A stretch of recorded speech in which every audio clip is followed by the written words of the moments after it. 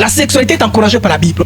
1 Corinthiens 7,5. Ne vous privez point l'un à, si c'est d'un commun accord, afin de vaquer à la prière, puis retourner ensemble de peur que Satan ne vous tente par votre incontinence.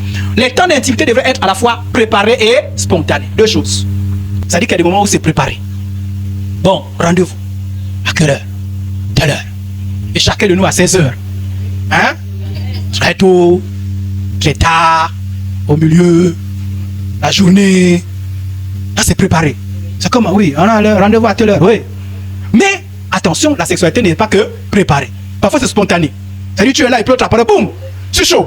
Oh, oui, hein?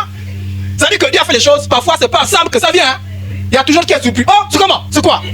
Non, là, je suis chaud. Ah, mais je suis chaud comme. Je suis chaud. Mais il y a des gens qui ne comprennent pas ce principe-là.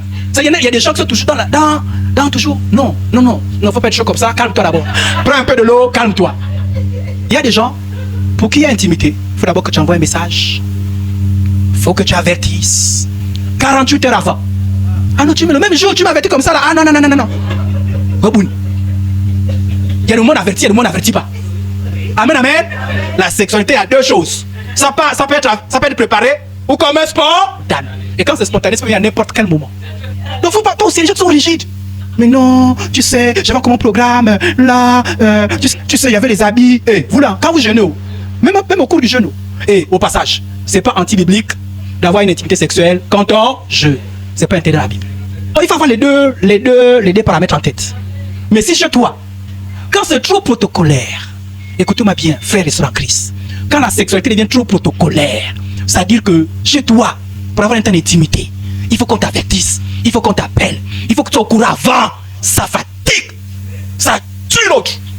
Oui, ça peut arriver que puisque tu es surpris, ça peut arriver que tu ne te sens pas.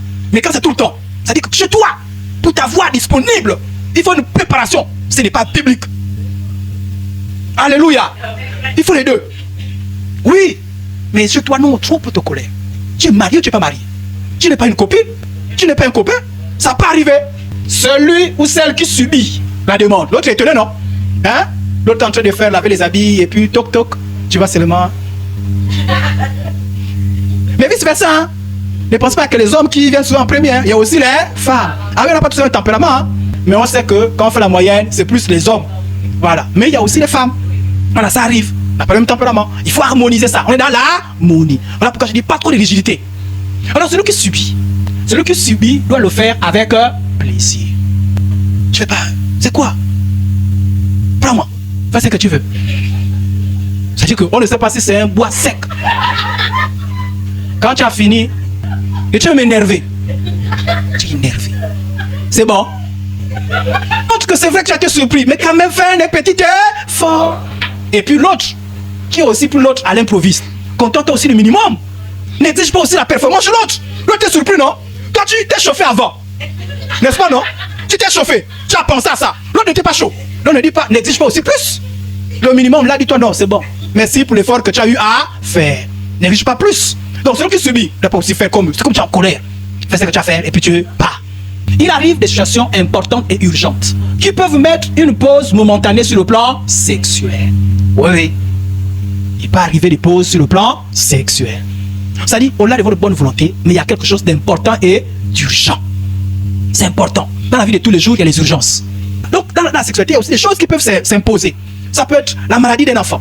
Un enfant est malade et chacun doit se porter sur l'enfant. Il peut avoir un programme, il peut avoir beaucoup de choses.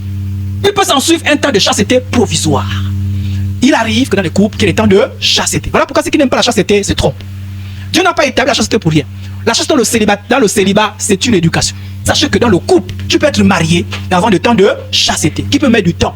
Ça peut être un problème médical. L'autre n'est plus disponible. Ça peut être une grossesse à risque ou à problème. Alléluia. Ça peut être un déplacement. Tous ceux qui sont mariés, qui estiment qu'ils peuvent échanger chasteté, tu es en danger. C'est que dès qu'il y a un petit moment où c'est un peu indisponible, là, on a l'impression que toi c'est fini. Regardez, quand on jeûne, a eu dit quoi? C'est pas la peine d'aller dire partout qu'on jeûne, non? C'est pas la peine d'être là comme des païens fatigués, comme des moulins, non? Et on dit, parfume toi. Mais toi, que dès qu'il y a un temps de chasteté, tout ton lieu de travail au courant. C'est comment? On dit que ça ne va pas, hein?